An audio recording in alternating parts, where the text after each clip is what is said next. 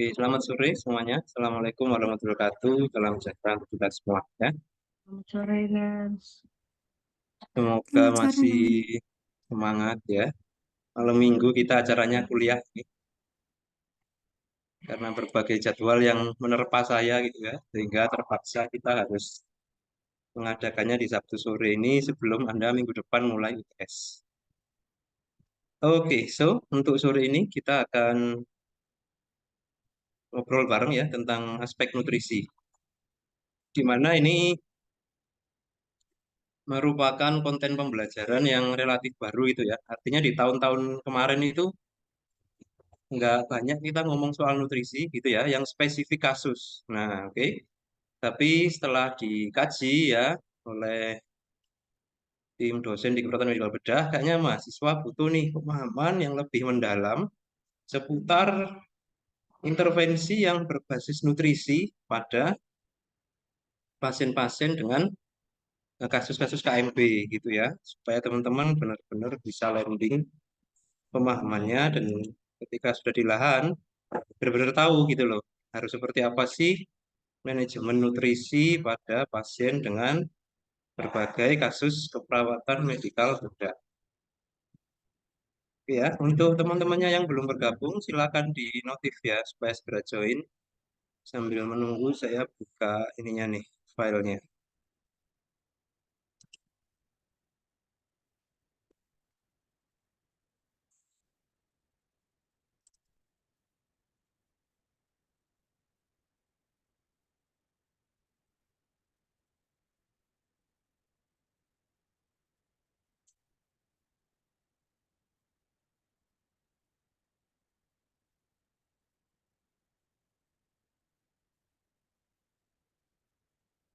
Ya, apa sudah muncul ya slide-nya ya di layar ya? Sudah, Nurse. Ya, Nars. Sudah, Nurse.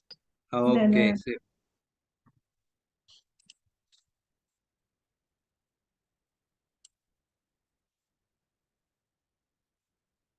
Nah, jadi nanti mulai dari KMB semester ini ya, dan semester-semester berikutnya akan selalu ada konten pembelajaran tentang nutrisi ya, teman-teman ya. Kita mulai dari KMB di semester ini, jadi kita akan berkenalan dengan prinsip-prinsip pokok gitu ya, intervensi berbasis nutrisi pada kasus kardiovaskuler, respiratori, dan hematologi. Oke,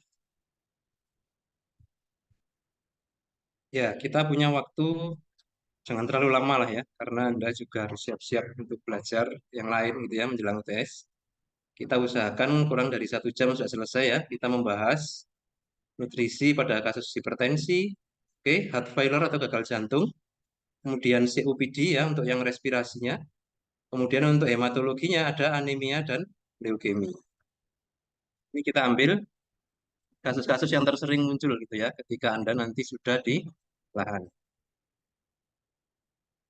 Oke, sebelum kita masuk ke teori, kita sedikit kilas balik ya pasca pandemi, di mana ketika pandemi semua orang begitu terbatas mobilisasinya, terkurung di rumah gitu ya, termasuk untuk mendapatkan asupan nutrisi. Nah, gitu ya. Juga semua serba online dan dilakukan di rumah dan bermunculanlah berbagai macam menu gitu ya di aplikasi GoFood, GrabFood Anda, berbagai jenis makanan atau minuman yang tinggi lemak jenuh, oke, tinggi asam lemak omega 6 ya, terus banyak pemanis dan kadar kalorinya itu tinggi sekali makanannya, enak-enak gitu ya.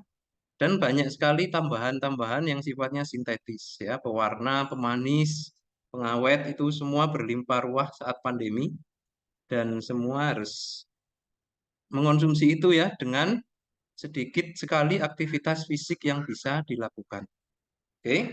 Ini adalah realitas nih yang terjadi selama pandemi ya. Jadi ketika semua berfokus pada COVID, yang non-COVID itu seakan-akan terabaikan termasuk diabetes, jantung ya, penyakit-penyakit lainnya termasuk respirasi dan hematologi. Oke, mereka sulit mendapatkan pelayanan kesehatan. Di satu sisi juga di rumah terekspos nih dengan makanan-makanan kayak gini semua. Serba cepat saji, serba delivery gitu ya.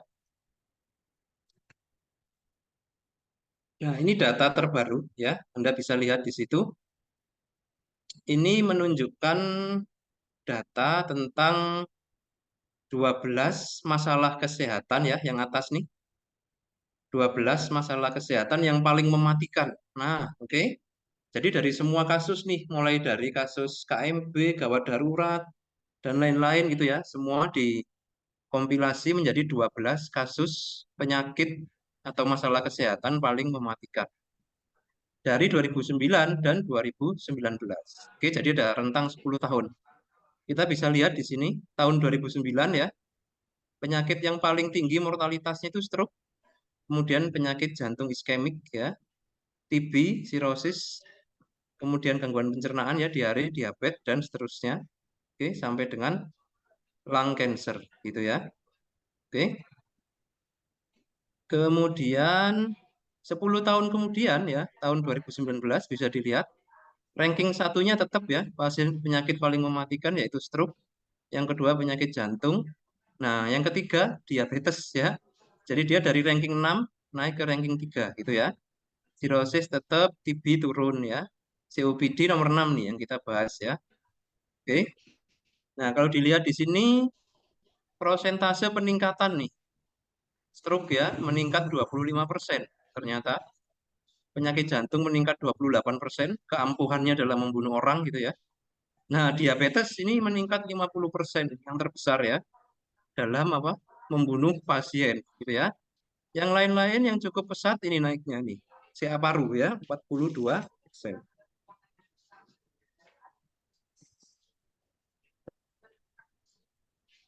Nah, kalau Anda lihat dari 11 atau 12 kondisi ini ya, itu hampir semua merupakan penyakit kronis ya teman-teman ya. Yang tidak cuma ini nih, diare. Ini non kronis ya. Neonatal juga non kronis ya karena kongenital. Oke. Hanya 2 dari 11 penyakit paling mematikan itu yang bukan penyakit kronis. Oke. Jadi bisa dibilang penyakit kronis ini akhirnya menjadi penyebab utama kematian ya. Meskipun kronis nih, pelan-pelan ya, tapi in the end benar-benar mematikan untuk pasien. Oke, sehingga kita butuh perhatian lebih pada penanganan penyakit kronis. Oke, nah namanya penyakit kronis pasti berkaitan dengan pola perilaku, habit, lifestyle. Dan namanya lifestyle nggak bisa lepas dari pola makan atau nutrisi.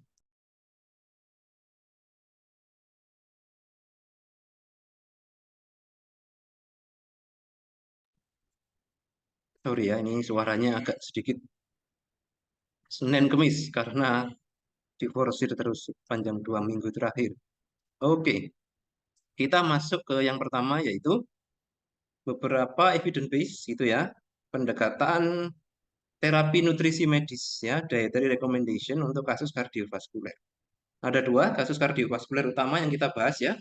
Yang paling banyak tentu adalah hipertensi, yang kedua adalah gagal jantung. Nah, ketika ngomong hipertensi ya, ini adalah rekomendasi yang berlaku global di seluruh dunia gitu ya. Ada satu paket intervensi diet pada pasien hipertensi yang disebut DAS. Oke, singkatan dari Dietary Approach to Stop Hypertension. Nah, ini disebut diet DAS ini untuk pasien hipertensi. Oke.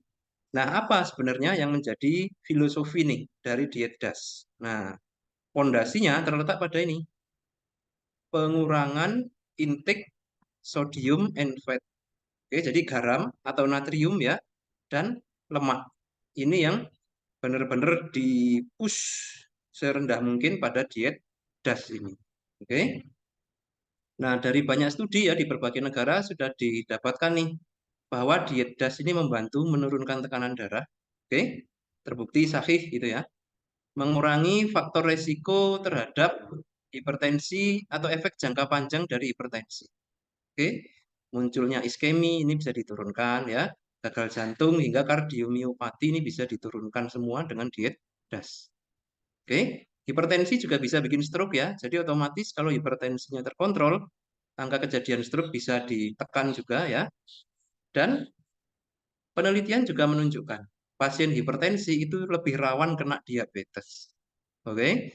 Nah, sehingga dengan controlling hipertensi yang maksimal menggunakan diet DAS ini akan menurunkan angka kejadian diabetes serta gagal ginjal akibat hipertensi. Oke. Nah, komposisi makanannya ya, selain yang rendah natrium dan rendah lemak, dia juga mengandung apa?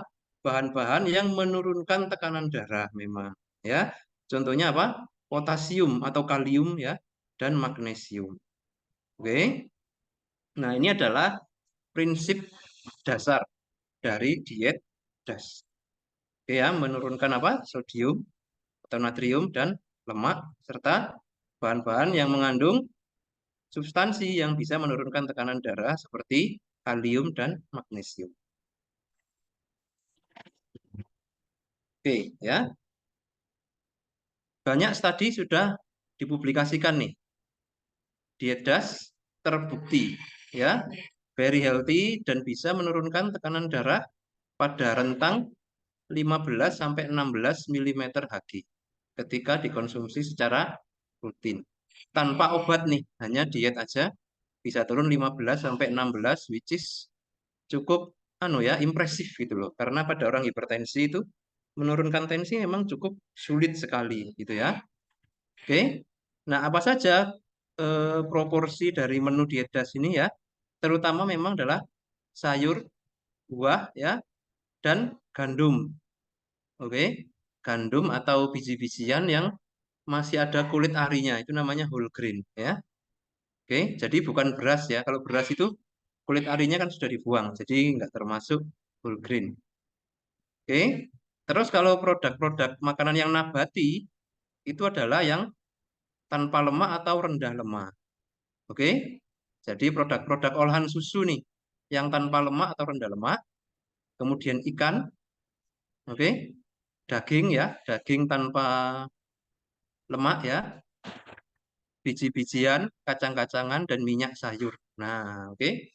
Ini adalah contoh ya ingredients atau bahan-bahan makanan yang linear dengan prinsip dari diet DAS. Oke, hindari makanan yang tinggi lemak jenuh. Oke, seperti apa? Lemaknya pada daging. Anda makan bakso gitu ya. Anda makan rawon. Nah, itu lemaknya lemak yang ada pada daging ya. Ini lemak jenuh, tidak sehat gitu ya. Oke, terus produk susu dan olahannya yang lemaknya itu nggak dikeluarkan ya. Susu, keju, yogurt, tapi yang lemaknya nggak diekstrak keluar. Oke, terus apa ini ya? Minyak kelapa ya. Bukan minyak kelapa sih lebih tepatnya ya. Santan ya, oke. Santan, oke. Terus dan sejenisnya ya, produk turunan dari kelapa atau sejenisnya gitu ya. Serta apa? Makanan yang banyak mengandung pemanis. Nah, ini semua harus dibatasi pada diet DAS gitu ya. Nah, contohnya apa aja nih? Nah, beberapa rekomendasi pola makan pada pasien hipertensi dengan penerapan diet DAS. Dietary advice to stop hypertension. Oke, ini yang disarankan ya.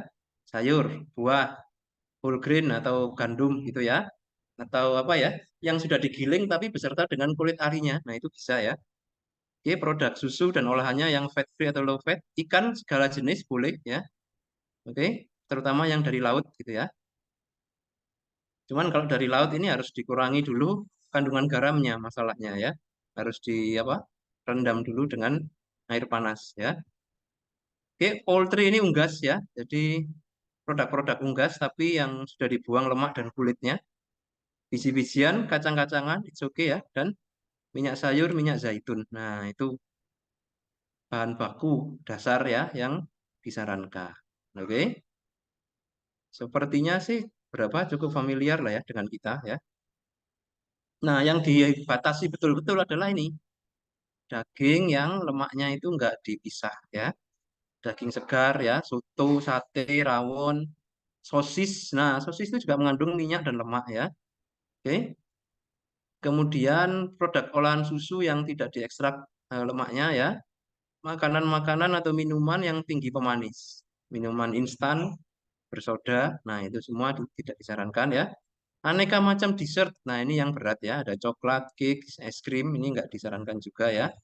Dan tentunya adalah garam. Oke, nanti kalau ada pertanyaan langsung ketik di chat ya, biar langsung saya jawab. Nah, ketika kita ngomong nutrisi ya, itu tidak bisa lepas dari 3 jenis makronutrien utama ya, karbohidrat, protein, dan lemak. Ini semua adalah kebutuhan dasar yang harus kita penuhi lewat nutrisi kita, gitu ya. Nah, tapi pada pasien hipertensi tentu harus disesuaikan nih. Memang harus ada, tapi harus diatur jumlah. Oke. Nah, karbohidrat pada pasien hipertensi ya, ini disarankan gitu ya. Diambil dari apa? Sayuran hijau, oke. Whole grain tadi, kemudian buah-buah dengan kadar glikemik yang rendah ya, serta biji-bijian dan kacang-kacangan. Nah, itu sumber karbohidrat yang bagus sebenarnya untuk pasien hipertensi. Oke. Jadi kalau makan roti nih, beli yang roti gandum gitu ya. Karena dia bisa mengikat ini lemak ya dan kolesterol sehingga nggak masuk ke dalam tubuh gitu ya. Kalaupun terpaksa mengonsumsi nasi ya it's okay tapi harus diimbangi dengan sumber karbohidrat yang ada di slide ini gitu ya. Nggak boleh karbohidratnya hanya murni dari nasi aja. Oke, protein ya pada pasien dengan hipertensi yang lebih disarankan adalah banyaknya protein nabati, teman-teman ya. Oke, contohnya apa? Biji-bijian, kedelai, kacang-kacangan gitu ya. Kalaupun terpaksa harus protein hewani, nah ini harus dipastikan nih, lean. Lean itu artinya nggak ada lemaknya, ya, jadi daging doang.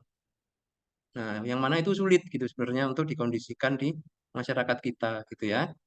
Oke, terus produk olahan susu yang rendah lemak ya, telur dan juga ikan gitu ya.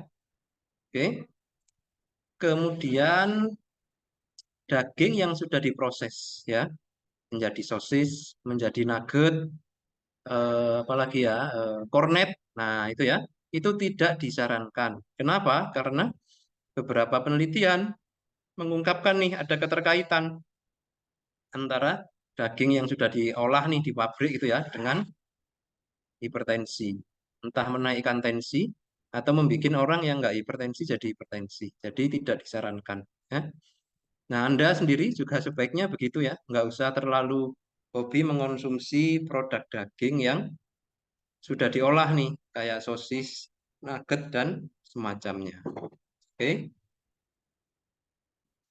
Oke, kita lanjutkan. Yang ketiga ya adalah lemak. Oke, lemak ini adalah sumber energi ya, sebenarnya ya. Cuman banyak mitos yang tidak tepat tentang lemak. Contohnya apa? Nih, lemak itu selalu dijadikan tersangka untuk terjadinya penyakit kronis. Padahal penelitian banyak mengungkapkan sebaliknya ya. Ada lemak itu yang justru bikin sehat gitu loh. Nah, meskipun memang ada lemak yang tidak sehat. Sehingga lemak ini dibedakan menjadi dua ya, good fats and bad fats. Lemak sehat dan lemak jahat gitu ya. Nah, yang disarankan apa lemak yang sehat itu? Contoh nih, lemak dari minyak zaitun, minyak sayur. Kalau buah-buahan ada lemaknya apukat gitu ya. Terus kacang-kacangan serta ikan ya. Ikan terutama ikan laut itu lemaknya justru bagus untuk kesehatan. Oke. Cuman dengan syarat tadi kandungan garamnya harus dikurangi dulu sebelum dikonsumsi. Itu ya.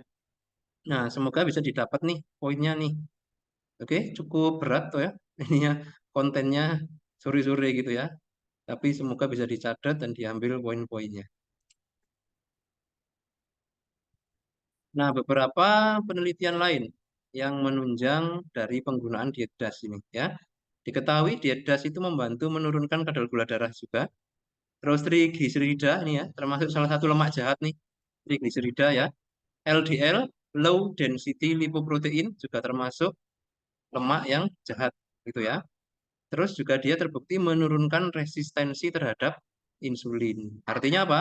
Semakin menunjang keseimbangan gula darah gitu ya. Jadi bagus sekali. Oke. Terus beberapa studi juga sudah menggunakan diet DAS ini sebagai intervensi untuk mengontrol berat badan. Mengontrol itu artinya yang lebih diturunkan dan yang kurang dinaikkan gitu ya. Yang pas dipertahankan. Nah, itu ya. Jadi termasuk dalam salah satu intervensi yang efektif sekali untuk pengontrolan berat badan sesuai tujuan dan kebutuhannya. Oke. Kemudian, nah, diet DAS ya ternyata juga terbukti menurunkan angka kejadian kanker kolon. Nah, yang mana ini juga lagi meningkat ya di Indonesia karena rendahnya kontrol terhadap kualitas pangan. Jadi penderita kanker kolon ini naik banget di Indonesia dan usia kena kankernya itu cenderung semakin muda. Mana ini sangat meresahkan sekali gitu ya karena usia produktif sudah kena cancer. Oke. Kemudian pasien yang rutin mengonsumsi diet DAS gitu ya, ternyata terbukti punya insiden gagal jantung yang lebih rendah ya, terutama pada wanita. Kita tahu wanita kalau usia sudah di atas 40 ya, memasuki masa menopause, itu resiko berbagai penyakit itu meningkat drastis, termasuk penyakit jantung. Nah, ternyata dengan diet DAS ini membantu nih pada wanita gitu ya. Oke, serta mengurangi apa angka kejadian hospitalisasi pada pria ya. Oke, nah ini saya rasa gambaran dari diet DAS nih, poin pertama dari materi kita yang kita bahas sore ini ya. Kita lanjutkan ke topik berikutnya. Jika ada pertanyaan ya, sekali lagi ketik di kolom chat. Nah, kita bergeser sedikit ya, masih di kasus kardiovaskuler, tapi kali ini kasusnya adalah gagal jantung kongestif, CHF.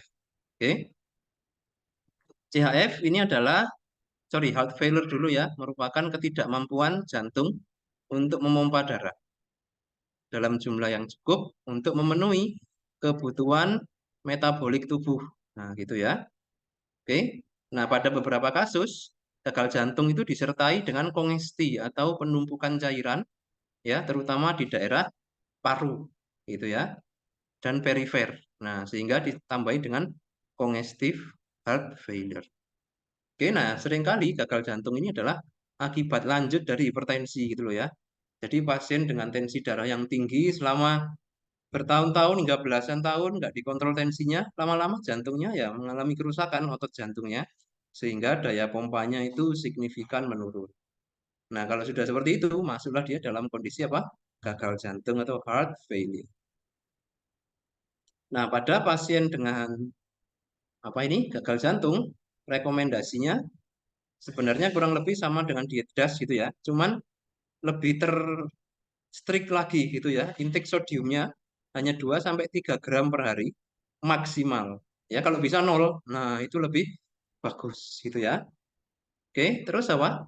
Mengurangi intake cairan. Nah, ini yang juga akan berbeda dengan hipertensi tadi. Kalau hipertensi tadi saya nggak ada pembatasan yang real ya terkait intake cairan, tapi kalau gagal jantung itu benar-benar dikurangi intake cairannya. Oke. Kemudian pembatasan garam ini bertujuan untuk mengurangi volume darah atau volume cairan di dalam intravaskuler gitu ya.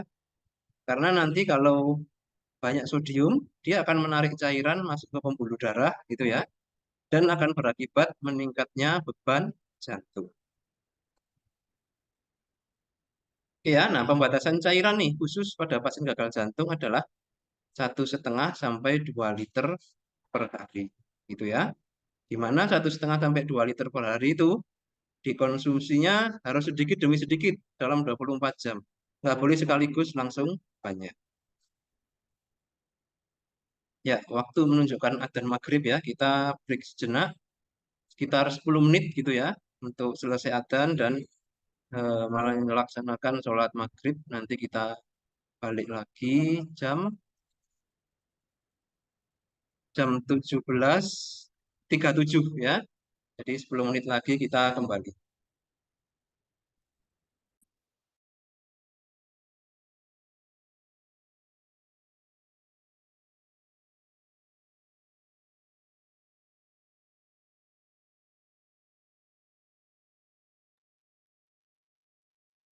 Kayul bikin apa?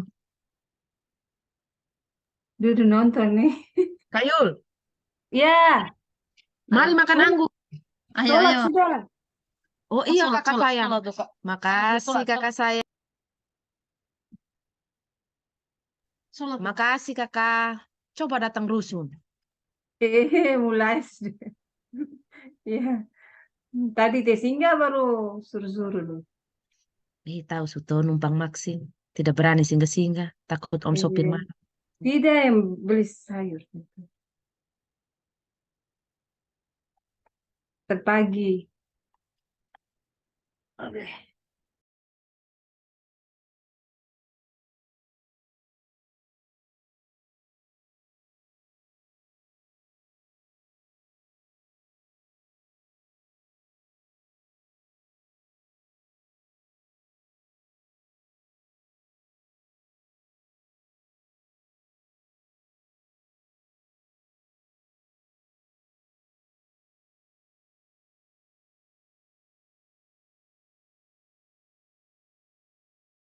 Dari Ibu, selain CHF, kasus apa saja yang minumnya harus dibatasi. Oke, jadi CHF ya memang harus pembatasan ketat untuk cairan. Selain itu juga pasien-pasien yang ini Bu, gagal ginjal. Nah, oke, terutama yang sudah stadium akhir yang harus cuci darah. Nah, itu cairan juga harus dibatasi karena kemampuan ginjal dalam membuang kelebihan cairan ini nggak ada, sehingga dia berpotensi menumpuk gitu ya. Terus yang berikutnya adalah pasien-pasien yang hipoalbumin. Nah, oke. Contohnya apa? Pasien sirosis. Itu ya, itu juga cairan harus dibatasi karena kalau enggak ngumpul tuh di paru, di abdomen gitu ya. Jadi apa? Asites, terus efusi gitu ya. Nah, saya rasa itu tiga case utama ya. Jadi CHF, terus CKD, sama satu lagi adalah hipoalbumin karena berbagai sebab. Oke, kita lanjutkan sesinya ya. Sambil mengonsumsi snack yang sudah disediakan nggak apa-apa ya. Ini kita sesinya memang cukup menantang timingnya gitu ya. Tadi kita sampai di sini ya. Oke ya, tadi kita sudah membahas tentang pembatasan garam secara lebih ketat pada pasien CHF. Nol harusnya gitu ya, tapi kalaupun ada ya 2 sampai 3 gram sehari. Yang mana ini juga hampir nggak kerasa di lidah sebenarnya ya. Oke, terus cairan ya 1,5 sampai 2 liter per hari dan dikonsumsinya harus secara sedikit-sedikit sekali. Ya, nah saya rasa ini pembahasan nutrisi pada kasus kardiovaskuler yang diwakili oleh hipertensi dan gagal jantung, gitu ya. Kita lanjutkan ke subtopik yang kedua, yaitu pada kasus COPD, Chronic Obstructive Pulmonary Disease, adalah suatu penyakit ya yang ditandai dengan apa? Persisten respiratory symptom. Artinya apa? Keluhan pernafasan yang persisten, yang terus-menerus ya. Bukan kambuhan tapi memang terus-terusan. Oke. Dan adanya airflow limitation. Hambatan aliran udara masuk maupun keluar. Ini terhambat sekali gitu ya. Karena apa? Karena kerusakan atau masalah pada jalan nafas atau alveolus yang disebabkan karena ekspos terhadap substansi ya yang sifatnya itu toksik merusak gitu ya. Oke, jadi ini disebut chronic obstructive pulmonary disease gitu ya. Gampangannya pokoknya masalah pernafasan yang sebabnya itu memang dari paru gitu ya. Dan terus-menerus terjadinya, bukan hilang timbul. Nah, itu disebut COPD ya. Nah, kenapa bisa terus-menerus? Karena adanya kerusakan pada jalan nafas maupun pada alveolus. Nah, sebab kerusakannya itu bisa karena bahan iritan ataupun infeksi. Gitu ya, Bapak Ibu ya. Ini disebut COPD. Oke, contohnya apa? Contohnya emfisema paru, gitu ya. Bronkitis kronis, gitu ya. Terus TB ya, TB termasuk COPD ya. Karena terjadi kerusakan yang persisten terus-menerus di situ ya. Yang nggak termasuk COPD apa? Asma ya. Asma itu dulu sempat disebut COPD, tapi ternyata dia punya patofisiologi yang berbeda. sehingga dikeluarkan dari grup COPD gitu ya, nggak termasuk tuh asma. Terus apa dyspnea? Nah, dyspnea itu juga nggak termasuk COPD ya, karena seringkali dyspnea ini hanya efek ya dari sebab lain yang di luar paru. Nah, jadi dia nggak disebut COPD ya, dyspnea. Nah, sekarang apa hubungannya nih nutrisi dengan pernafasan? Nah, oke. Terutama COPD, penyakit pernapasan kronis menahun. Nah, ternyata pada pasien dengan COPD, pemberian nutrisi yang tepat itu bisa membantu ini diafragma dan otot pernapasan yang lain itu tetap kuat memompa ya dinding dada biar ventilasinya ini bisa tetap optimal. Nah, ternyata itu sangat dipengaruhi oleh nutrisi. Oke. Yang kedua, nutrisi yang tepat juga akan membantu meningkatkan respon imun. Nah, jadi sistem pertahanan di paru ini terjaga gitu ya. Nggak sampai mengalami inflamasi kronis, nggak sampai mengalami infeksi berulang. Nah, oke, itu bahaya banget ya kalau sampai pasien COPD terus infeksi berulang ya. Nah, ini bisa salah satunya ditangkal gitu ya dengan nutrisi yang tepat. Oke, yang terakhir adalah ini ya, berat badan. Nah, ini juga berpengaruh ya, di mana pasien-pasien dengan indeks massa tubuh berlebih, terutama obesitas sentral gitu ya, itu sangat membebani pernafasan ya, menjadikan ventilasi tidak adekuat sehingga dengan nutrisi yang tepat bisa menjaga berat badan dan melonggarkan pernafasan gitu ya, karena tidak kelebihan lemak. Oke, dan tentunya ya, karena pasien COPD ini kan mengalami apa airflow limitation ya, aliran udaranya itu terhambat sehingga intake oksigennya itu kadang itu lebih rendah dari normal saturasinya ya. Sehingga dengan nutrisi yang tepat itu akan membantu nih menghasilkan energi ya untuk aktivitas sehari-hari, nggak lemes, nggak lesu ya, nggak inilah pokoknya pasiennya nggak apa, tetap bisa beraktivitas secara optimal. Oke, so ini gambarannya ya kenapa pasien COPD tetap harus diperhatikan aspek nutrisinya. Nah, beberapa nih isu problem terkait nutrisi yang sering terjadi pada pasien COPD. Apa? Overweight ya, berat badan yang berlebih. Itu akan menekan rongga dada sehingga ekspansinya nggak maksimal. Nah, ini akan membuat bernafas semakin berat gitu ya. Sudah dari parunya sendiri trouble, ventilasinya, ditambah lagi tekanan pada rongga dada gitu loh ya, sehingga semakin sulitlah dia memenuhi kebutuhan oksigennya. Oke. Nah, pada beberapa kondisi juga ya, COPD yang sudah senior nih, sesepuh COPD gitu ya, berat badannya itu secara progresif menurun orangnya. Oke. Jadi yang awalnya normal atau bahkan obes ya, jadi underweight. Oke, berat badannya itu menurun signifikan ya, secara tidak disengaja tentunya. Karena apa? Akibat dari usaha bernafas yang berlebih. Jadi energinya itu terkuras untuk bernapas doang. Oke, sampai akhirnya menggerogoti itu lemak dan protein tubuhnya dipecah jadi energi untuk bernafas saja. Gitu ya. Nah, menariknya kalau mereka sudah kadung underweight itu angka kematiannya meningkat 2 kali lipat, teman-teman ya. Jadi semakin rawan meninggal orang COPD yang underweight. Underweight.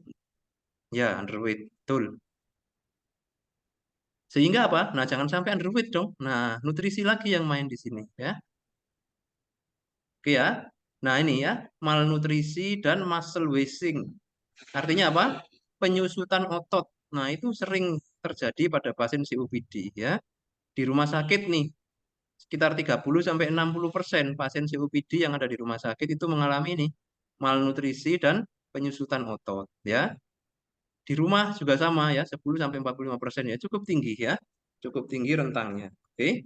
Begitu sudah malnutrisi, ototnya mengecil, underweight, nah angka kematian risikonya meningkat 2 kali lipat. Ya. Nah, pada pasien dengan COPD ya, di paru-parunya itu Bapak Ibu ya, terjadi inflamasi yang aktif dan terus-menerus gitu loh ya. Sehingga ini akan meningkatkan kebutuhan metabolisme juga ya. Oke, terus karena dia itu ngos-ngosan untuk bernafas ya, ini menurunkan nafsu makan akhirnya. Dia nggak begitu terasa lapar karena begitu fokusnya terkuras perhatian dan ininya ya aktivitasnya itu di otot pernafasan. Gitu ya. Jadi akhirnya dia yang nggak begitu doyan makan gitu loh. Sehingga apa? Konsumsi energi tinggi, intiknya sedikit. Nah, itulah semua akan bermuara pada penurunan berat badan. Oke ya. Nah, ini masalah nih yang sering terjadi pada pasien COPD. Oke ya, sampai sini jelas ya. Ada pertanyaan bisa open mic atau ketik di chat ya. Silakan anytime, bebas.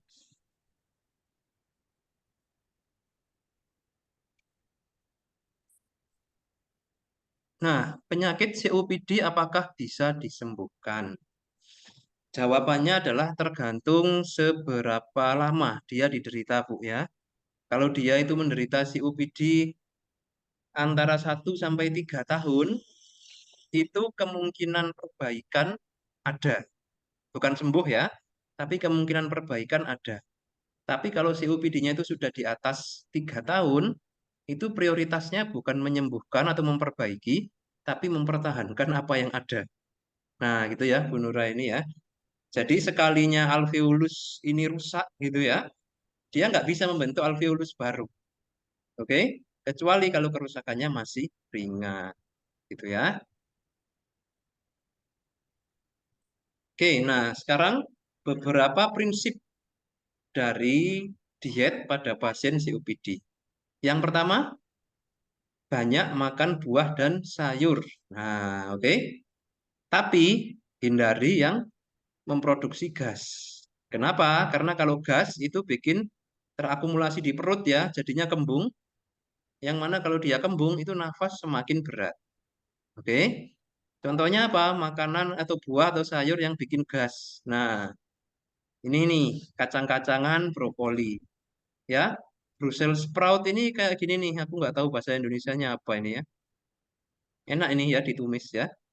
Terus cassava, singkong dan segala jenis umbi-umbian, kentang, ubi jalar, apalagi talas itu ya semua bikin gas ya. Kubis, terus jagung dan juga mentimun. Nah, ini semua sayur dan buah ya yang bikin gas ya. Kalau nggak percaya coba malam ini satu kos-kosan balapan ya. Makan ini semua ubi cilembu banyak-banyakan itu ya. Nah, pasti nanti jam 9 10 itu sudah tembakan beruntun itu terjadi ya. Oke. Nah, itu tidak disarankan apa? Dikasih ya buah dan sayur ini pada pasien dengan COPD. Oke? Jadi pilih yang selain ini. Oke ya, tetap buah dan sayur harus banyak ya karena dia itu antioksidan Bapak Ibu. Jadi membantu mengurangi inflamasi. Penting nih. Bapak Ibu semua yang punya kecenderungan alergi atau mudah radang ya, radang sendi, radang tenggorokan dan semacamnya itu harus nonstop setiap hari ada intake buah dan sayur gitu ya. Antioksidan, anti radang. Oke. Kemudian nah disarankan nih coba lihat nih. Separuh piring atau separuh porsi makan itu sarannya adalah isinya buah dan sayur. Oke. Kenapa? Karena dia merupakan serat ya. Serat larut yang bagus, antioksidan. Vitamin ini juga antioksidan, terus regenerasi sel dan jaringan gitu ya. Antiinflamasi ya. Flavonoid ini juga antioksidan. Oke. Jadi itu semua akan membantu mengontrol peradangan di paru. Oke. Sehingga kalau inflamasinya menurun, demand metabolik juga akan menurun gitu loh. Sehingga tidak akan tergerogoti badannya oleh demand metabolik yang tinggi. Itu ya. Oke, nih ya separuh porsi isinya buah dan sayur. Ya. Yang kedua, nah lebih banyak makan whole grain ya, biji-bijian yang masih ada kulit arinya, gitu ya.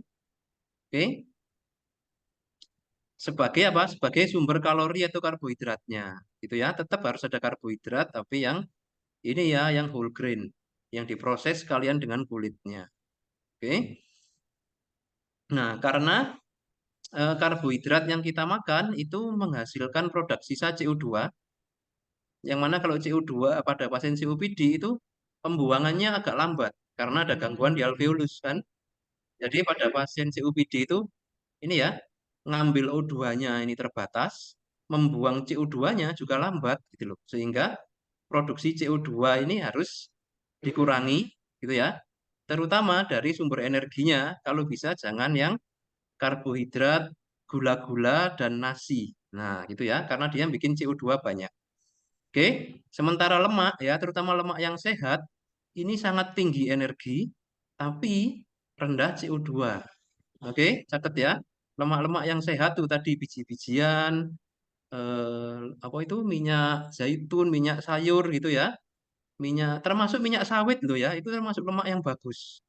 Selama minyaknya masih bagus ya, masih baru, tidak dipakai ulang. Nah, itu justru menjadi sumber energi yang bagus. 1 gram lemak sehat itu menghasilkan 9 kalori. Oke? Karbohidratnya rendah. Sementara kalau nasi itu 1 gram hanya menghasilkan 4 kalori. Jadi kurang dari separuhnya dan menghasilkan CO2 lebih banyak. Nah, sehingga sumber energinya kalau bisa dari golongannya biji-bijian ya, ataupun kalau beras-berasan itu ya dari gandum yang diproses berikut dengan kulitnya. Beras merah itu juga contoh tuh, apa? Whole grain ya, termasuk tuh beras merah ya. Oke ya. Nah, sehingga nih diketahui nih pada pasien COPD konsumsi rendah karbo tapi lemaknya yang agak banyak, lemak sehat ya, justru nah membuat pernafasan itu lebih optimal, ventilasi lebih bagus, pertukaran gas juga lebih maksimal. Oke?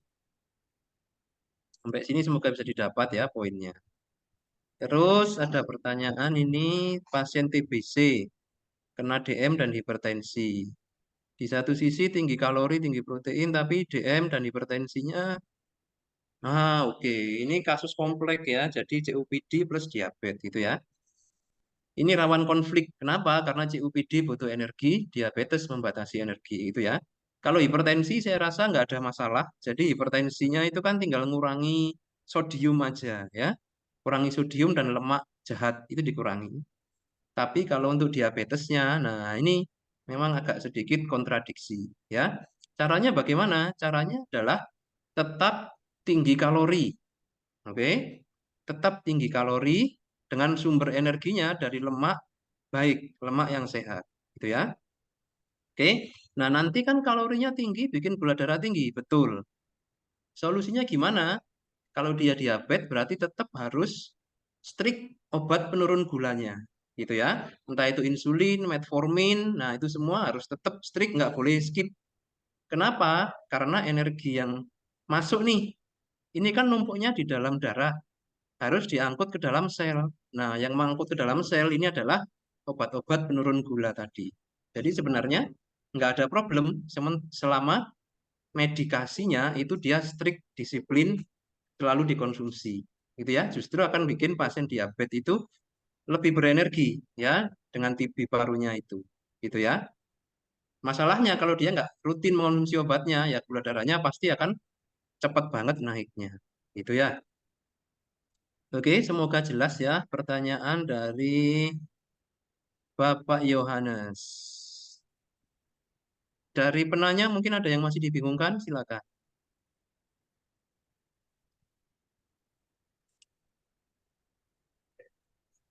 Oke, nampaknya tidak ada. Oke ya, jadi untuk pasien apa ini COPD ya, prinsip yang pertama tadi banyak buah dan sayur, yang kedua adalah whole grain dan lemak sehat sebagai sumber energi. Oke, sip. Nah, berikutnya sumber protein juga demikian ya. Harus dipilih yang tidak membebani jantung. Kenapa? Karena jantung yang bagian pompa nih harus dijaga kesehatannya. Paru-parunya udah error, jantungnya jangan sampai ikut bermasalah gitu ya. Nah, protein ini akan membantu ya untuk repair perbaikan jaringan, menjaga massa otot. Nah, oke. Tadi kan orangnya mengalami muscle wasting, ototnya menyusut. Nah, kalau proteinnya cukup, bisa menjaga tuh otot-ototnya ya, terutama otot pernapasan tidak sampai mengecil. Oke? Nah, proteinnya harus tinggi, tapi dengan syarat aman untuk jantung. Supaya fungsi pompa jantungnya nggak ikut kolaps gitu ya. Nah, contoh sumber protein yang bagus untuk jantung ya. Fish. Nah, ikan, terutama ikan laut gitu ya. Shellfish ini kerang, bukan shellfish egois ya. Shellfish adalah kerang-kerangan ya. Oke, poultry unggas ya, yang sudah dibuang lemaknya tentu kulitnya. Telur ini juga baik ya, biji-bijian, kedelai, kacang ya. Quinoa ini sejenis apa itu kayak kuaci atau wijen ya, sejenis wijen nih, quinoa ya. Dan aneka macam biji-bijian kayak biji bunga matahari itu ya. Nah, ini nih sumber protein yang disarankan apa? Ikan, kerang, unggas ya. Nah, kalau dilihat di sini nggak ada daging ya, betul sekali ya. Daging sapi, daging kambing itu nggak disarankan sebagai sumber protein pada pasien PCOD. Oke. Terus apa? Jeroan. Nah, itu juga nggak disarankan ya sumber protein dari jeroan seperti usus, terus apa? Hati ya, terus otak. Nah, itu nggak disarankan ya. Karena tidak friendly buat jantung gitu ya. Oke, yang keempat nih, sumber lemaknya harus yang lemak tidak jenuh tadi ya. Sumber energi yang bagus tapi harus lemak yang tidak jenuh ya. Contohnya apa? Minyak zaitun, canola, ini dari biji-bijian ya, minyak wijen dan lain sebagainya boleh. Alpukat ini tinggi lemak yang sehat ya, jadi sangat dianjurkan ya. Kacang-kacangan, selai kacang, nah itu boleh semua ya. Sumber-sumber lemak seperti ini. Oke. Terus ini yang mono ya, rantai tunggal, ini yang rantai ganda ya. Contohnya lemak dari ikan. Nah, bagus tuh. Jadi ikan laut yang berlemak itu justru menyehatkan gitu ya. Ikan tongkol, ikan tuna, apalagi sih ikan laut itu, kakap ya, kerapu. Nah, itu bagus lemaknya ya. Biji-bijian tadi ya, sering banget diungkit nih ya. Biji bunga matahari ini, kuaci, wijen, biji apa ini? Pumpkin ini labu ya. Labu bisa ya. Oke, terus macam-macam ini kacang-kacangan yang di kita nggak ada sih ya, kayak almond gitu-gitu kan. Nah, itu juga bagus ya, sumber energi yang oke sekali ya, dan minyak sayur, minyak zaitun. Oke ya, almond harganya cukup mahal ya. Sepertinya bisa diganti dengan kacang mente deh. Cuman saya belum sempat meriset itu kandungan kacang mente ya. Di banyak event nutrisi, soalnya saya pernah ikut itu. Kacang mente termasuk salah satu yang jadi primadona untuk menggantikan almond. Karena kacang mente ini bisa diproduksi di Indonesia ya, sementara almond itu kita kan harus impor gitu ya. Nah, bisa jadi itu menjadi salah satu alternatif juga ya. Jadi setelah ini kita searching bareng deh kacang mente ya. Kalau ternyata dia termasuk ini ya, lemak tidak jenuh, berarti bisa menjadi sumber energi yang bagus. Ya, bisa jadi cemilan mahasiswa yang sehat nih, karena dia lemaknya itu mengurangi kadar lemak jahat, kayak energi gitu ya, sehingga bagus nih, nggak bikin penyakitan ya.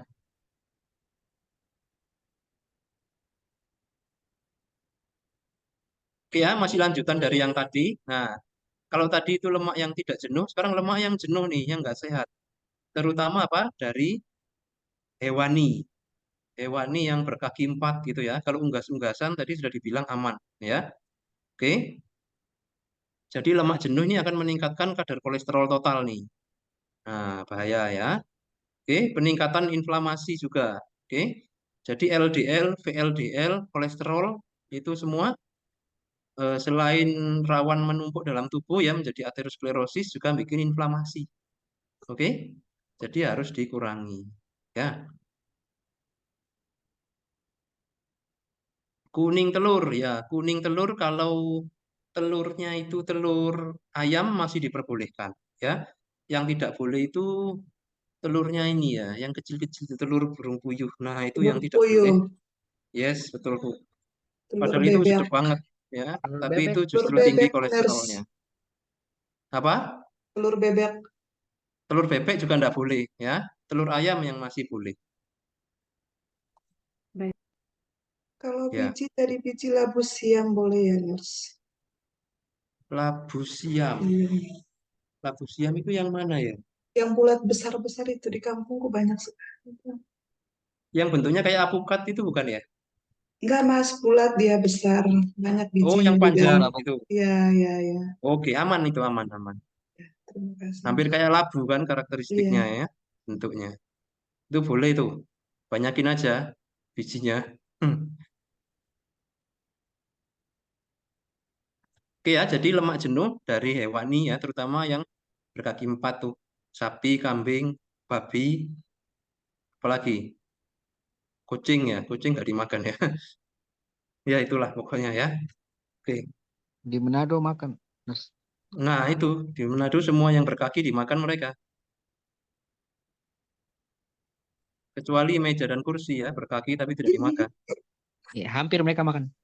Hampir mereka makan. Nah, nggak bahaya tadi itu ya. Nah ini contoh nih ya, lemak-lemak jenuh nih. Steak. Nah oke, daging yang berlemak nih, steak.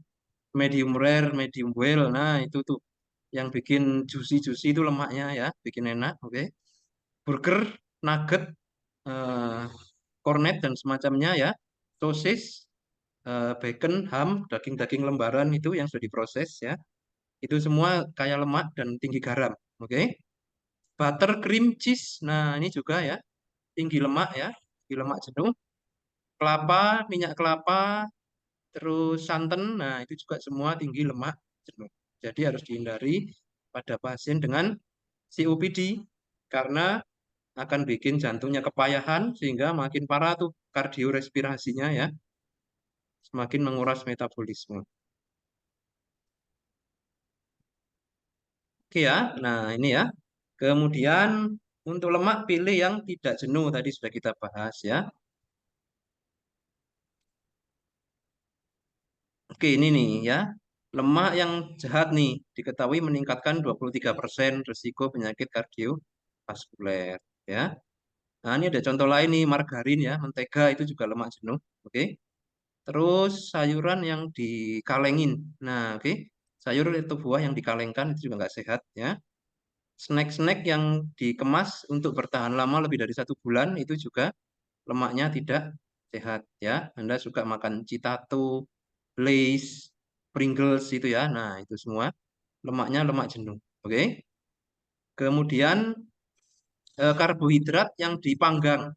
Nah, itu semua juga ini ya, apa? Membikin lemaknya berubah yang bagus jadi sehat gitu ya. Terus yang dipanaskan ulang lewat microwave ya. Dia spesifik teater lagi, bioskop gitu ya. Oke. Dan semua makanan yang digoreng dengan minyak berulang-ulang, deep fried. Nah, tuh ya. Mulai dari yang level McD KFC sampai yang level kampung kos-kosan ya. Semua yang deep fried itu ya.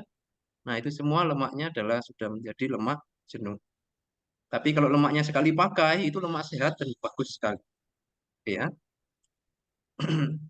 Kerupuk, nah juga sama tuh ya. Kalau Anda lihat pabrik kerupuk itu ya, itu wajannya besar, isinya minyak dari bulan lalu, ya Pak ya. Dipakai terus goreng berkarung-karung kerupuk. Nah, itu semua itu jelas lemaknya sudah sangat jenuh gitu ya, sehingga nggak sehat gitu ya. Tapi kan Anda makan kerupuk itu cuma 1 atau 2 kali makan ya, saya rasa nggak masalah lah. Kan Anda bukan makanan pokoknya kerupuk kan gitu ya. Oke. Ya, ternyata itu dia ya prinsip-prinsip untuk COPD. Oke, sebelum kita lanjut, silahkan jika ada pertanyaan ya. Nah, sejak tadi untuk minyak selalu disarankan minyak zaitun, minyak dari biji-bijian yang cukup mahal. Ada opsi lain yang dari segi harga terjangkau ya.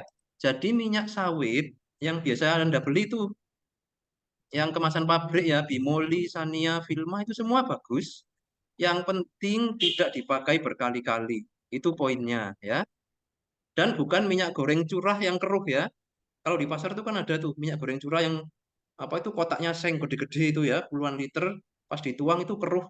Nah, itu nggak sehat ya. Tapi kalau dia jernih, entah itu jernihnya nggak berwarna atau agak kuning, itu it's okay. Tapi disarankannya maksimal itu 2 kali goreng. Ya, sekali itu sehat, yang kedua itu fine, oke. Nah, yang ketiga ini mulai problem. Jadi maksimal 2 kali penggorengan. Itu ya, itu masih bisa dipakai gitu ya. Jadi ya nggak apa-apa gitu kan. Tapi kalau bisa sih nggak usah terlalu mengidolakan gorengan lah. Kan banyak cara tuh mengolah masakan selain harus digoreng kan ya. Contohnya pakai wajan anti lengket tuh dengan minyak tipis-tipis saja di grill, nah di roasting, nah itu kan juga enak tuh, ya kan? Biar matangnya rata sambil di roasting gitu ditutup yang rapet, jadi panasnya numpul di dalam kan, itu mateng sampai dalam, bagus juga gitu ya. Oke, nah buat kalian ya Bapak Ibu semua atau adik-adik mahasiswa yang hobinya cooking-cooking, nah perhatikan minyaknya ya, jangan sampai minyaknya ini disiksa terus ya, dipanas-panasi terus, akhirnya dia balas dendam deh, ngasih Anda lemak jahat ya. Oke, sekarang kita masuk ke kasus hematologi Bapak Ibu ya, ada 2 yang kita bahas, yaitu leukemia dan anemia. Gitu ya. Oke, yang pertama kita leukemia dulu ya. Leukemia adalah kasus yang belakangan juga naik insidennya ya, pada orang dewasa terutama. Oke. Nah, leukemia baik itu penyakitnya sendiri maupun perawatannya ya, kemo terutama, ini bisa berefek signifikan pada tubuh gitu ya. Oke. Jadi bikin kurus, kulit jadi jelek, rambut jadi rontok gitu ya. Sehingga salah satu cara mengcounter efek dari penyakit maupun efek samping obatnya itu adalah dengan beberapa jenis makanan yang memang bisa membantu gitu ya. Nah, sebenarnya sampai saat ini itu belum ada jenis diet khusus leukemia, itu belum ada gitu ya. Tapi nah, ada beberapa rekomendasi dari Leukemia and Lymphoma Society tentang pola makan pasien dengan leukemia. Oke, dengan nutrisi yang tepat, adekuat gitu ya, akan membantu apa? Mengganti darah yang rusak dan juga sel atau jaringan ya yang kena efek dari kemoterapi itu cepat gantinya. Ya orang leukemia kan darahnya trouble, sudah gitu di kemo lagi, beberapa sel yang sehat ikut terdampak gitu ya. Jadi membangun ulang itu semua salah satunya faktor nutrisi. Oke. Terus meningkatkan imunitas juga ya pastinya biar nggak mudah sakit. Penyakit-penyakit yang biasanya ringan itu kalau kena orang leukemia bisa jadi berat gitu ya. Jadi kestabilan imun ini sangat diutamakan ya. Kemoterapi juga termasuk menyiksa imun ya. Jadi dia harus butuh support gitu ya. Oke, membantu kekuatan dan vitalitas. Nah, oke, nutrisi ya. Serta mengurangi komplikasi-komplikasi yang lain. Integritas tulang, sendi tetap terjaga gitu ya. Integritas di saluran pencernaan tetap terjaga gitu ya. Sehingga faktor nutrisi secara overall akan meningkatkan quality of life dari pasien leukemia. Nah, apa rekomendasi dari Leukemia and Lymphoma Society tadi terkait pola diet bagi pasien-pasien ini nih? Nah, kembali beberapa bahan yang cukup populer petang ini ya, sayur, biji-bijian. Nah, itu ya, rekomendasinya adalah separuh porsi dari makanannya, gitu ya. Oke. Kemudian buah-buahan segar utuh. Nah, ini juga bagus ya untuk pasien leukemia ya. Apple ya, kalau dia bilang blueberry tempat kita nggak ada ya, ganti yang lain lah. Tapi yang penting buah segar utuh gitu ya. Bukan yang sudah dibikin jus, bukan yang sudah dibikin minuman koktail atau apa gitu ya. Tapi memang buah segar utuh. Oke, produk-produk yang rendah lemak atau tanpa lemak ya. Sumber protein yang juga rendah lemak ya. Seperti unggas tadi ya, tapi sudah dibuang kulitnya ya. Ikan dan kedelai. Nah, oke. Kedelai, kacang hijau itu ya, itu sumber-sumber biji-bijian yang lumayan bisa dimodifikasi jadi banyak menu ya. Oke. Nah, terus ini yang unik nih. Sayuran-sayuran yang kalau kata orang bule itu kategori cruciferous. Cruciferous itu intinya yang tumbuhnya itu menggumpal-gumpal gerombol-gerombol. Nah, itu justru bagus untuk orang leukemia ya. Brokoli, kubis, bunga kol, pokcoy, dan keluarganya nih yang dicontoh nih ya. Yang pokoknya bentuknya itu menggerombol-gerombol utuh gitu ya. Nah, itu semua justru disarankan untuk pasien dengan leukemia. Oke, meningkatkan sintesis sel darah. Antioksidan kuat gitu ya. Meskipun efeknya menimbulkan gas ya, tapi kan orang leukemia kan nggak ada problem dengan gas gitu loh ya. gaspol berarti ya. Oke. Nah, ini justru bagus ya yang disarankan ini jenis-jenis sayurnya.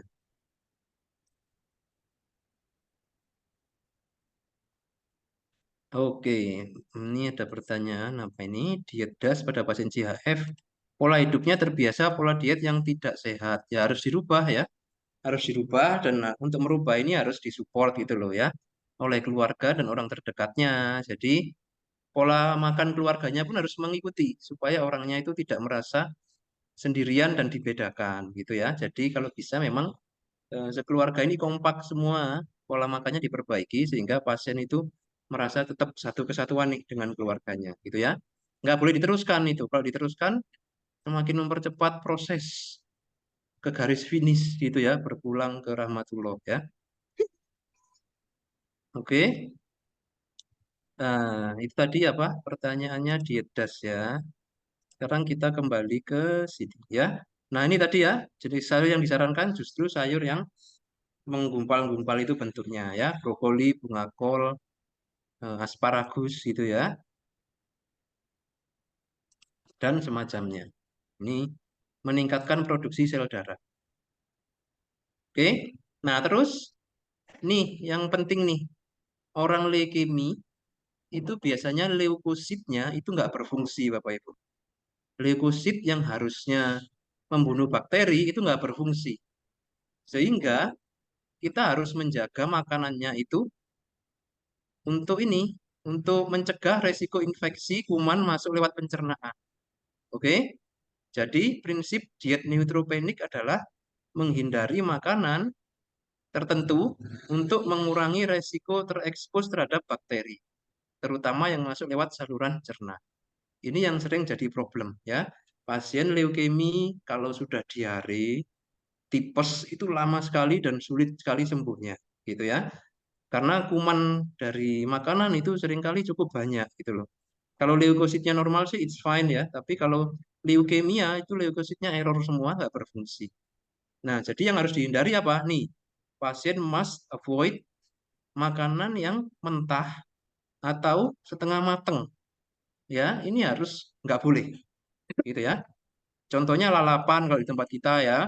Kalau contoh di literaturnya sushi, sashimi, anything yang setengah-setengah mateng gitu ya, itu nggak boleh semua untuk pasien leukemi. Jadi semua harus benar-benar mateng sempurna. Oke. Terus makanan olahan ya yang tidak disterilkan dengan panas dulu ya. Contohnya apa? Jus buah. Oke, jus buah yang beli di luaran, yang kita nggak tahu higienitas buah blendernya. Nah, ini berbahaya. Kecuali kalau bikin sendiri dan semua sudah dicuci bersih, it's fine jusnya ya. Oke, terus susu segar itu juga nggak boleh langsung diminum. Harus dimatengin dulu.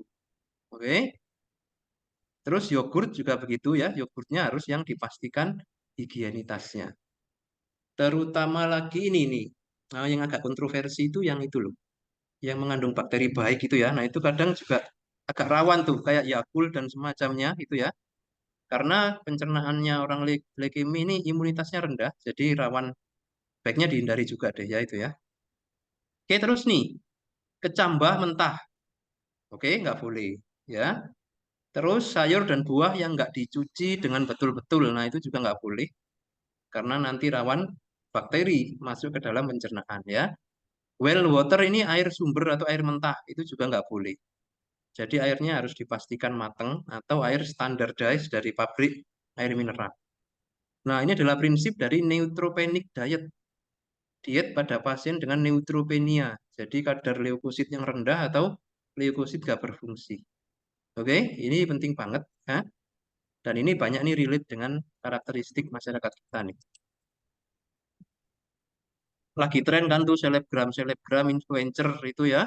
Buah mentah, sayur mentah langsung dijelin ke mulutnya gitu ya. Sampai makannya itu kayak gitu. Nah, itu kalau orang leukemi jangan sekali-sekali coba seperti itu ya. Oke, itu prinsip utama ya dari leukemi. Jadi kalau kita kilas balik sedikit, ada neutropenic diet sama ini ya, sumber-sumber energi, protein yang disarankan ya. Catat baik-baik ya, Bapak Ibu dan teman-teman semua. Nah, terakhir adalah anemia. Oke, anemia ini masalah hematologi tersering, terbanyak terjadi, gitu ya. Anemia adalah suatu kondisi di mana hemoglobinnya itu di bawah normal, ya. Oke, dan anemia sendiri itu bukan penyakit sebenarnya, tapi lebih merupakan efek dari kelainan tertentu yang mendasari, gitu ya. Jadi anemia itu hanya manifestasi, bukan penyakit, gitu ya. Oke, ini adalah kondisi hematologik tersering yang paling banyak terjadi di manusia, ya. Nah, ketika orang mengalami anemia, harus dipastikan nutrisi esensial yang berkaitan dengan sintesis sel darah merah ini terpenuhi. Contohnya apa? Iron, besi, Fe, oke, vitamin B12 atau B kompleks, asam folat, dan protein. Nah, ini wajib nih ya, bahan baku utama bagi tubuh kita untuk memproduksi sel darah merah. Ya, besi, vitamin B12, asam folat, dan protein. Itu ya. Nah, sehingga otomatis support nutrisinya harus makanan yang tinggi Fe. Contohnya apa? Nah, kalau ini yang disarankan justru organ dalam nih, jeroan ya. Oke, liver. Nah, hati sapi, hati kambing gitu ya. Wah, ini favorit Bapak Ibu nih yang anemia, bersyukurlah gitu ya. Anda bisa makan jeroan ya.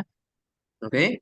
Terus daging-dagingan ya, ini tanpa ada spesifikasi tertentu, pokoknya daging, biji-bijian, sayuran hijau gelap ya, dan kismis, buah kering. Nah, itu semua tinggi Fe. Oke, dengan syarat tadi ya, nggak ada masalah jantung loh ya, nggak ada masalah hipertensi, nggak ada masalah heart failure gitu ya. Nah, itu boleh itu jeroan bikin produksi sel darah merah meningkat pesat. Itu ya. Vitamin C. Nah, ini juga krusial ya dalam sintesis sel darah merah ya. Jeruk, jus jeruk boleh. Hampir semua buah ya itu mengandung vitamin C, terutama buah-buahan yang warnanya itu terang, cerah, eye catching. Nah, itu ya. Itu tinggi vitamin C. Warna kuning, oranye, merah, hijau gitu ya. Itu semua bagus ya. Buah-buahan yang pucat, nah itu rendah vitamin C. Oke. Contohnya alpukat, terus durian, nah itu pucat-pucat ya, itu rendah vitamin C. Salak itu rendah vitamin C. Jadi jangan sampai salah makan gitu ya. Oke, terus ini tips ya yang jarang diketahui orang nih. Apa? Fe, besi, itu paling bagus penyerapannya saat perut kosong, Bapak Ibu. Jadi kalau mau diet tinggi Fe, itu sebelum makan besar, itu harus diisi ini dulu. Setengah jam sampai 1 jam. Nih ya, daging, jeroan, sayuran hijau, itu semua mengonsumsinya justru jangan pas makan besar, tapi sebelumnya. Nah, itu penyerapan Fe-nya akan bagus. Beberapa referensi menyebutkan kalau mengonsumsi sumber Fe bareng dengan karbohidrat yang tinggi, itu yang keserap cuma 40-50% Fe-nya, Bapak Ibu. Oke, jadi sangat jauh berkurang, gitu ya. Oke ya. Terus, nah kalau terpaksa nih atau lupa gitu ya sambil makan, nah harus ditambah vitamin C. Kenapa? Karena dia akan meningkatkan penyerapannya, gitu ya. Jadi kalau ternyata perut sudah penuh, baru masuk sumber Fe-nya harus dibarengi dengan vitamin C. Nah, itu baru akan lebih optimal hasil dari dietnya. Wah, ternyata sudah habis ya. Waduh, ini apa ini? Kok ada video sudah jelas ini ya?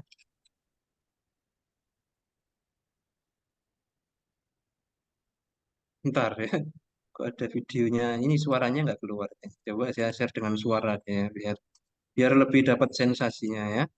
For wisdom. I asked for strength.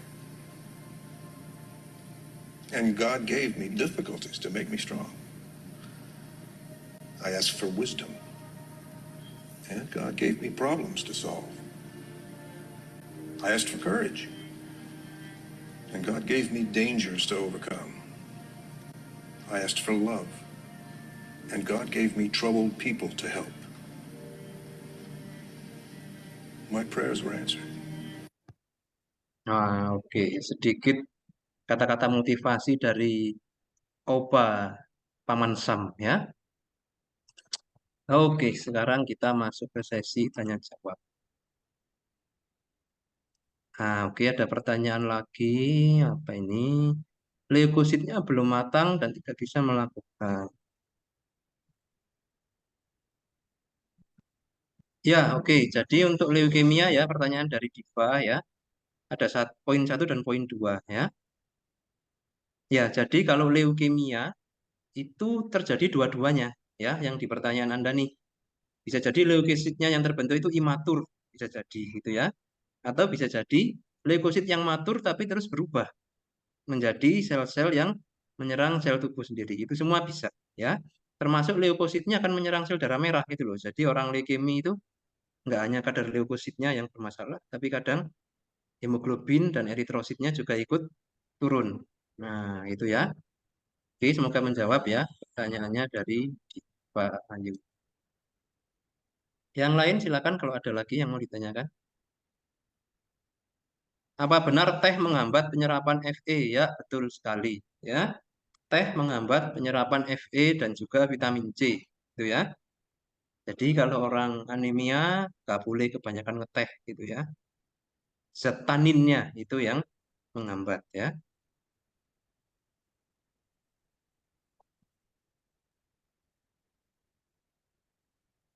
Oke, yang lain silakan jika ada lagi yang mau ditanyakan. Es teh Indonesia nggak boleh, menanti nggak boleh ya. Apalagi itu kopi studio tehnya yang murah itu nggak boleh juga ya.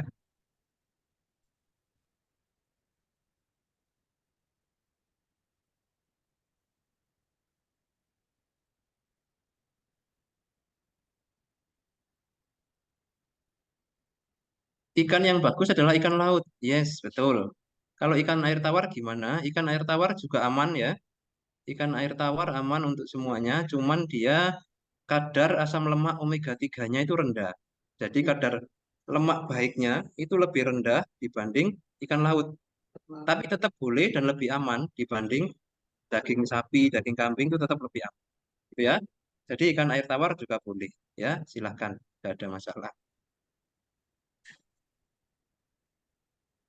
Oke, apabila leukemia menyerang sel tubuh sendiri, apakah nutrisi yang disarankan tetap berupa yang bersifat meningkatkan imun? Ya, jawabannya betul ya. Jadi nutrisi yang bersifat meningkatkan imun itu akan meningkatkan regulasi tubuh terhadap imunitas. Jadi istilahnya itu keganasan leukositnya itu akan sedikit berkurang gitu ya kalau mengonsumsi nutrien leukemi seperti yang disarankan tadi gitu ya. Jadi itu justru akan sangat membantu ya Diva ya. Oke Bapak Ibu, silakan kalau ada lagi yang mau ditanyakan ya.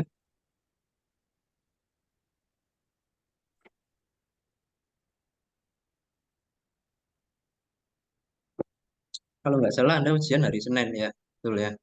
Ya, nurse. Berarti Sabtu Minggu ini jangan banyak foya-foya dulu ya, fokus dulu untuk persiapan ujian ya. Ikan budidaya, ikan budidaya ditambah suplemen tertentu. Saya rasa nggak ada masalah ya, nggak ada masalah. Yang penting suplemennya itu masih dalam batas yang disarankan ya, bukan suplemen ilegal yang aneh-aneh sih. Saya rasa nggak ada masalah ya. Ikan laut yang dibudidaya berarti ikan tambak dong ya. Ikan kayak bandeng, udang gitu kan, nggak apa-apa, fine ya itu, no problem ya. Kalau ikan laut murni kan nggak mungkin dibudidaya tuh. Ikan kakap masa bisa dibudidaya, kan hasil tangkapan semua ya. Cumi itu kan nggak bisa dibudidaya ya. Ikan tambak berarti ya, boleh, boleh, nggak ada masalah ya.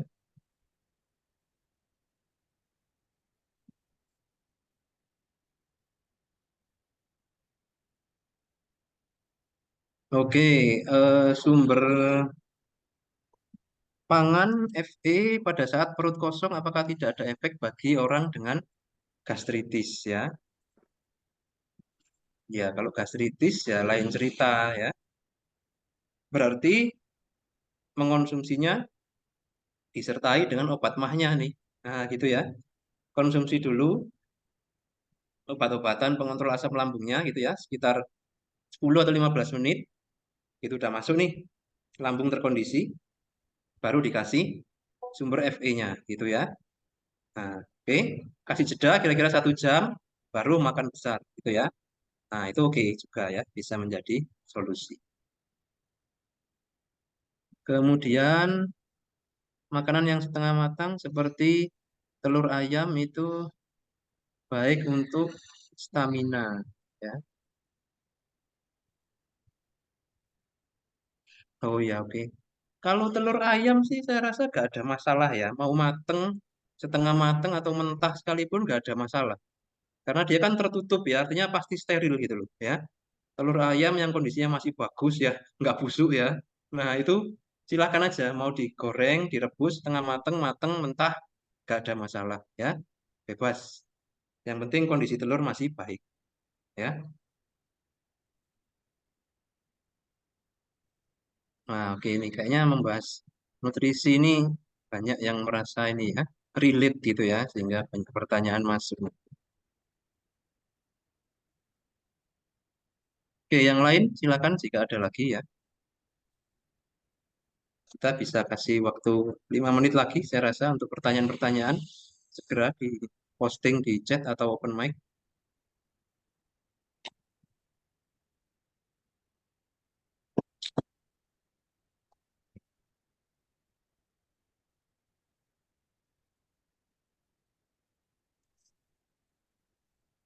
Ya, sayang sekali kuliahnya nutrisi ini nggak bisa offline ya. Kalau offline pasti lebih seru bahas makanan.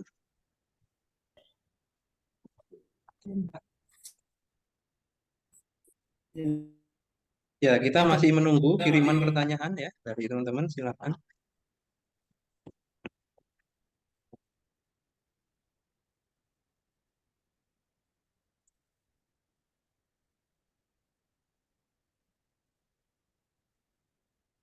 Mengonsumsi es batu mengakibatkan anemia. Wah, ini saya baru dengar nih mitos ini ya. Mengonsumsi es batu mengakibatkan. Saya rasa sih tidak ada korelasi secara ilmiahnya ya. Tapi kalau mengonsumsi es batu kenyang terus nggak makan yang lain, nah itu bisa jadi anemia deh ya karena kurang nutrisi ya, isinya es batu doang lambungnya ya.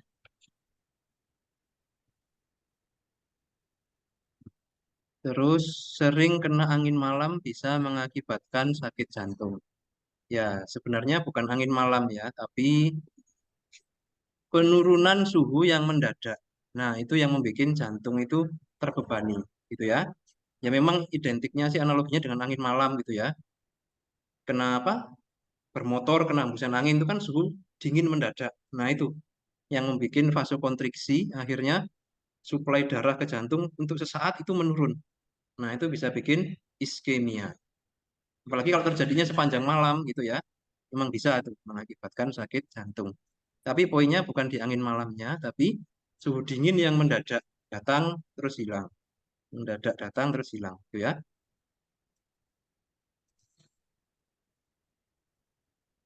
Diet karnivora, waduh ini ada lagi nih. Diet karnivora tidak berpengaruh pada hipertensi. Saya nggak tahu diet karnivora itu yang kayak gimana ya, baru denger. Apakah makan daging mentah itu karnivora kayak singa gitu ya? Ya bahaya kalau seperti itu ya.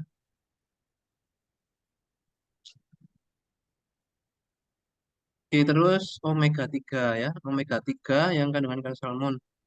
Omega 6 ya. Omega 6 itu cuma jenis asam lemak aja ya. Ya kandungannya ya omega 6 memang gitu loh ya. Asam lemak jenuh ya, lemak jenuh yang tidak sehat omega 6. Mengonsumsi yang dingin-dingin menurunkan daya tahan tubuh. Pernah baca dari Jepang. Oke, dari Bu Yuliana ya. Nah, ini menarik ya. Coba di-share deh ya. Yang dingin-dingin tuh kayak gimana gitu ya.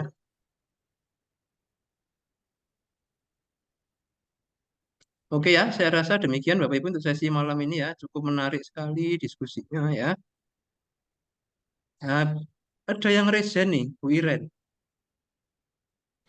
Mohon maaf, Nurse Hashim. Saya kan PJMK dari mata kuliah KMB ya, Nurse. Izin bertanya, Nurse. Untuk kemarin itu yang diberitahu. Kan kemarin saya konfirmasi terkait jadwal UTS dan materi yang diujikan di UTS ke Nurse Hani ya, Nurse.